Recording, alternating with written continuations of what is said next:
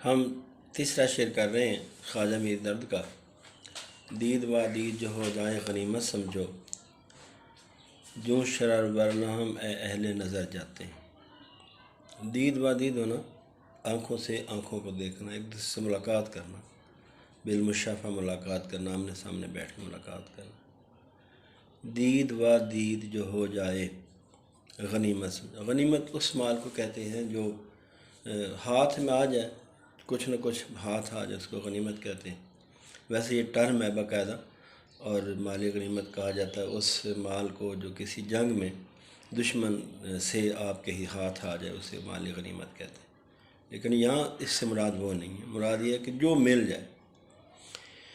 دید و دید جو ہو جائے غنیمت سمجھو، یعنی اگر تم ایک دوسرے کو دیکھ لیتے ہو تو اس کو کافی جانو، اس کو غنیمت سمجھو۔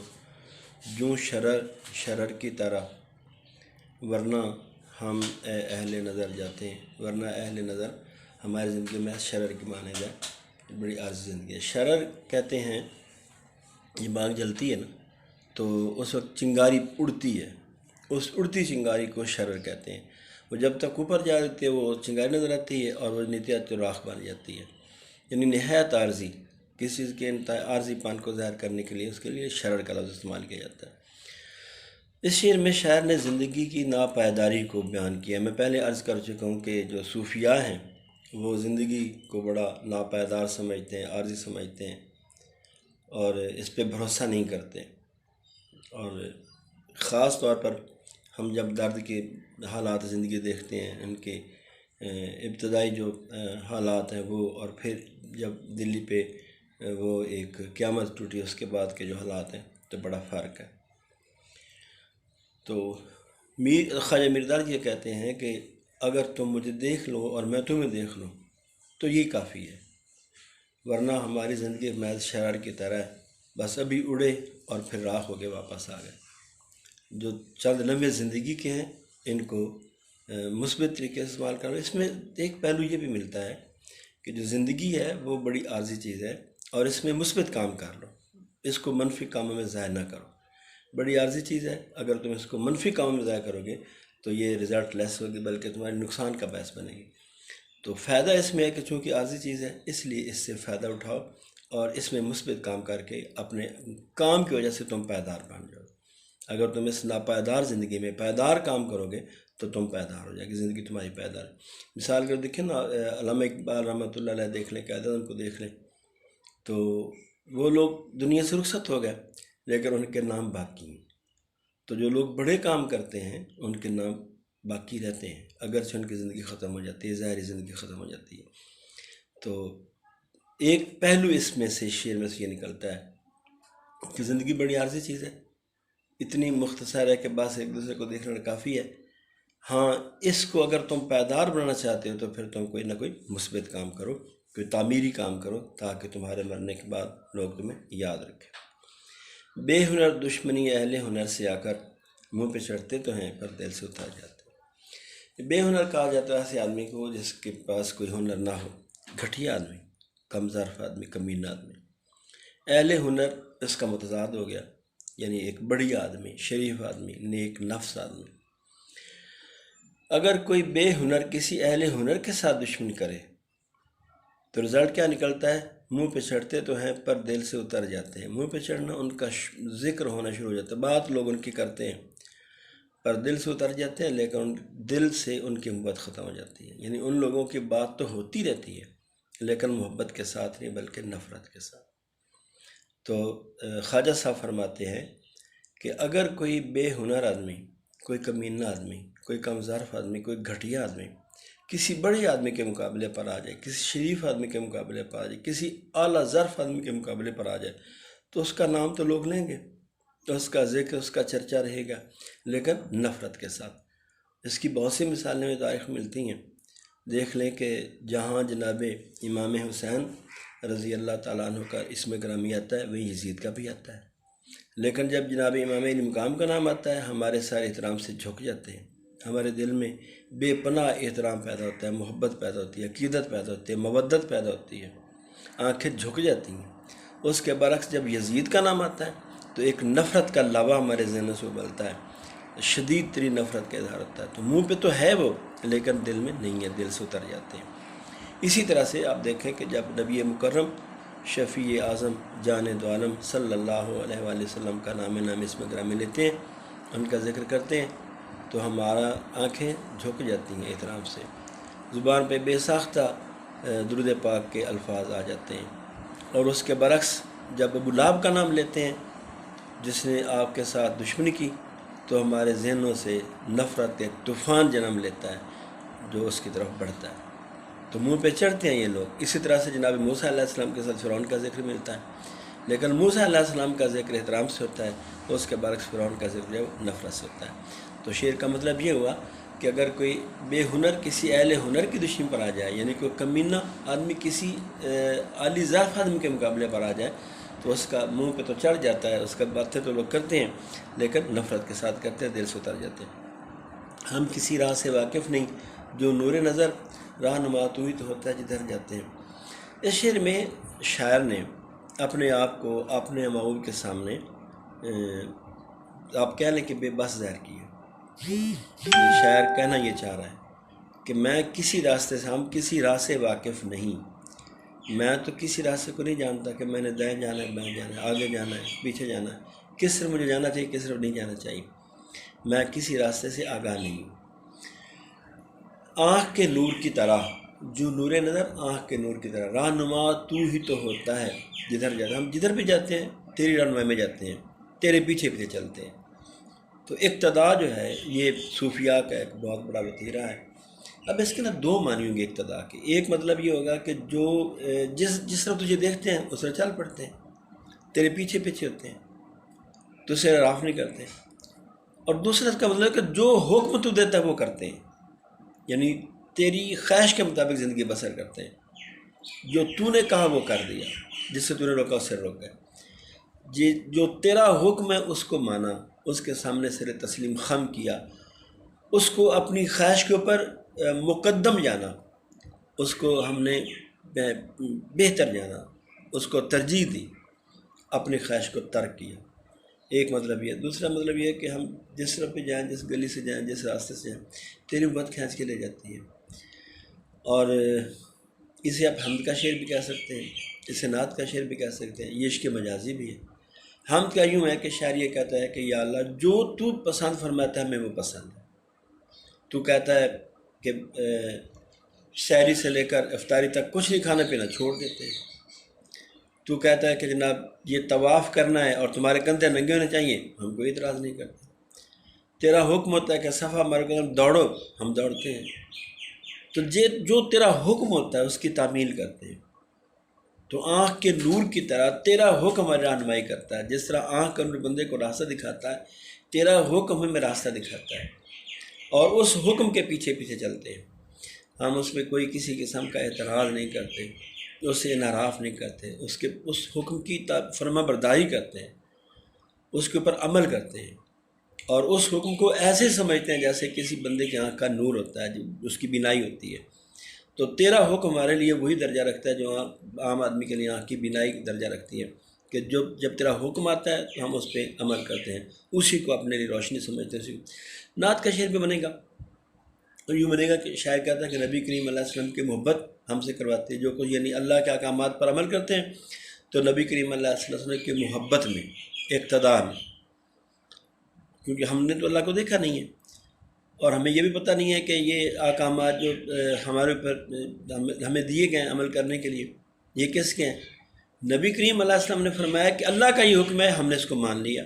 آپ نے کہا کہ اللہ ایک ہے، ہم نے مان لیا. آپ نے جنت ہے، ہم نے مان لیا. دوزخ ہے، ہم نے مان لیا. تو ہر حکم ان کے زبان سے نکلا ہوا ہر حکم ہم نے مان لیا. تو اس کا ایک مطلب یہ نکلے گا کہ نبی پاک علیہ السلام کی فرما برداری اور آپ کی محبت میں آپ کے احکامات پر عمل داری، یہ ہمارا شیوا ہے، اور یہ ہمارے لیے آنکھ کی بینائی کا درجہ رکھتی ہے. آپ کی احکامات کی تعمیل، آپ کے حکم کی فرما برداری ہمارے لیے وہی درجہ رکھتی ہے جو کہ آنکھ کی بینائی رکھتی ہے. اچھا، اس میں اب دیکھیں کہ صحابہ کرام کی زندگی بے شمار آپ کو واقعات ملیں گے. جو انہوں نے نبی پاک اللہ صلی اللہ علیہ وسلم کی محبت میں کی ہیں۔ اس میں ایک واقعہ مجھے یاد آ رہا ہے کہ ایک دفعہ جناب مولا علی کرم اللہ وجہ الکریم یہ کیسے گزرے تو آپ نے سر جھکا لیا، تو حسنین کی میں ساتھ تھے، عرض کے کہ ابا جان یہاں سر جھکانے کا کوئی محل موقع نظر نہیں آتا، کیا وجہ ہے؟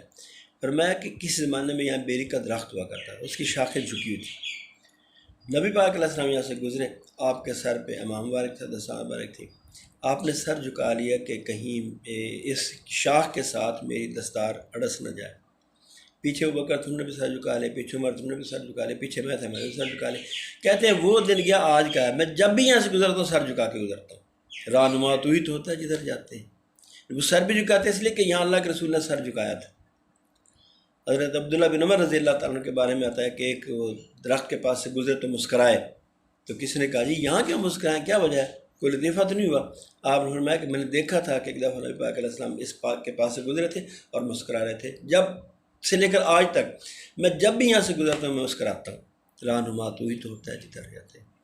تو نبی کریم علیہ السلام کی محبت میں، آپ کی اقتداء میں جو کام کیا جائے اس کے بارے میں شاعر یہ کہتا ہے کہ آپ کا حکم، آپ کی سنت، آپ کا طریقہ ہمارے لیے وہی مقام رکھتا ہے جو عام آدمی کے لیے آپ کی بینائی رکھتی ہے۔ جو کام بھی کرتے ہیں وہ آپ کی محبت میں کرتے ہیں، اگر آپ کی محبت ہماری رہنمائی نہ کرے تو ہم کچھ بھی نہ کر سکیں۔ اچھا، ایک اور بات بڑی معروف ہے، صحابہ کرام کہتے ہیں کہ جب میں سرکار دو عالم وسلم کی تلاش ہوتی تھی تو ہم مدینہ کی گلیوں میں سونگ کرتے تھے، لمبے لمبے سانس لیتے تھے، اور ہمیں اللہ کے حبیب علیہ السلام کی خوشبو آ جایا کرتی تھی، تو جس طرح سے خوشبو آتی تو اس طرح چل پڑتے تھے اور ہم پا لیتے تھے۔ رہنما تو ہی تو ہوتا ہے جدھر جاتے ہیں۔ نبی کریم علیہ السلام کی محبت رہنمائی فرماتی ہے، یقیناً رہنمائی فرماتی ہے ان لوگوں کی جو سرکار سے محبت کرتے ہیں اور سرکار کی محبت میں آ کر اس پر عمل کرتے ہیں، تو ان کی رہنمائی کا انداز مختلف ہوتی ہے۔ معلوم نہیں ساتھ سے اپنے شب روز لوگ جاتے ہیں، چلے سوئے کدھر جاتے ہیں۔ اس میں فلسفہ موت کا ذکر ہے کہ دن رات ہمارے ساتھ سے لوگ بچھڑ رہے ہیں، کوئی آج بچھڑا، کوئی کل بچھڑا، کوئی یہاں بچھڑا، کوئی وہاں بچھڑا، لوگ جاتے ہیں چلے سوئے کدھر، معلوم نہیں لوگ کدھر جاتے ہیں۔ اچھا بات، جب آپ کو معلوم ہو کہ یہ کام ایسے ہوتا ہے اور آپ کہیں مجھے معلوم نہیں ہے، تو اس کو کہتے ہیں تجاہل عارفانہ یا تغافل عارفانہ۔ تو یہاں شاعر نے تجاہل عارفانہ سے جانتا ہے شاعر کہ کدھر جا رہے ہیں، بننے کے بدلہ کدھر جاتا ہے، ساتھ چھوڑ دیتا ہے آپ کا اس کا ظاہری تعلق ختم ہو جاتا ہے، وہ قبر میں چلا جاتا ہے، آپ دنیا میں جہان میں واپس آ جاتے ہیں، اب گھر بار مصروف ہو جاتے ہیں۔ تو شاعر یہاں پہ تجاہل عارفانہ سے کام نہیں کہتا، مجھے معلوم نہیں لوگ کدھر جا رہے ہیں، چھوڑ رہے ہیں میرا ساتھ، کسی نے آج ساتھ چھوڑا، کسی نے کل چھوڑا، کوئی یہاں چھوڑ گیا، کوئی وہاں چھوڑ گیا، ہائے افسوس لوگ میرا ساتھ چھوڑ کے رخصت ہو رہے ہیں مجھ سے، لیکن افسوس کہ مجھے معلوم نہیں ہے کہ یہ لوگ کدھر جا رہے ہیں۔ معلوم ہے درد صاحب کو کدھر جا رہے ہیں، درد سامنے یہاں پہ تجاہل عارفانہ سے کام نہیں ہے، یعنی میں اور یہ تجاہل عارفانہ بعض اوقات احساس دلانے کے لیے ہوتا ہے۔ ورنہ کوئی بندہ غلط کام کر رہا ہے، بندہ کہتا ہے کیا کر رہے ہو، اب یہ کیا کر رہے ہو کا کیا مطلب، اس کو پتہ تو ہوتا ہے کہ کیا کر رہا ہے یہ، اب یہ جو کیا کر رہے ہیں نا یہ تجاہل عارفانہ ہے، یعنی اس کو تنبیہ کرنے کے لیے، احساس دلانے کے لیے بندہ استفہامیہ انداز اختیار کرتا ہے کہ کیا کر رہے ہو، میں شرم نہیں آتی، یہ کیا کر رہے ہو۔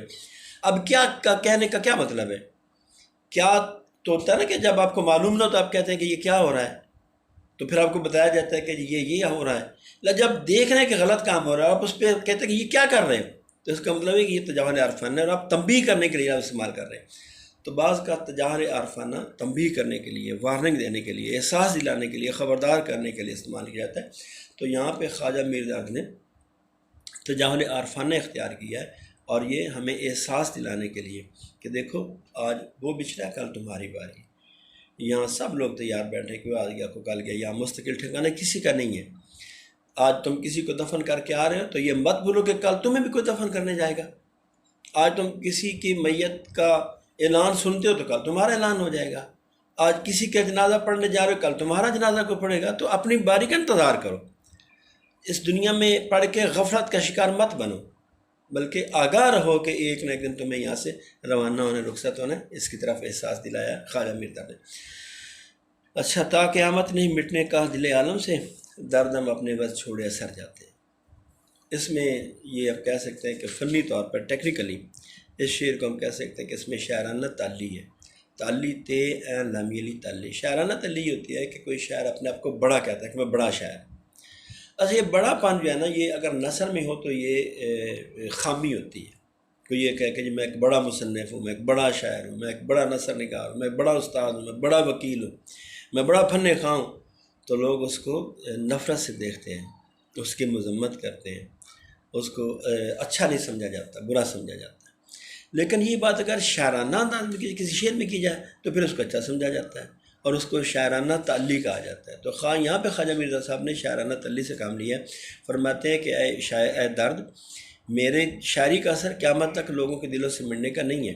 کیوں مٹنے کا نہیں ہے؟ کہ میں اپنے عوض اثر چھوڑے جا رہا ہوں، یعنی میں تو دنیا سے رخصت ہو رہا ہوں، میں جا رہا ہوں، لیکن اپنے عوض اثر چھوڑ کے جا رہا ہوں، اپنی شاعری چھوڑ کے جا رہا ہوں۔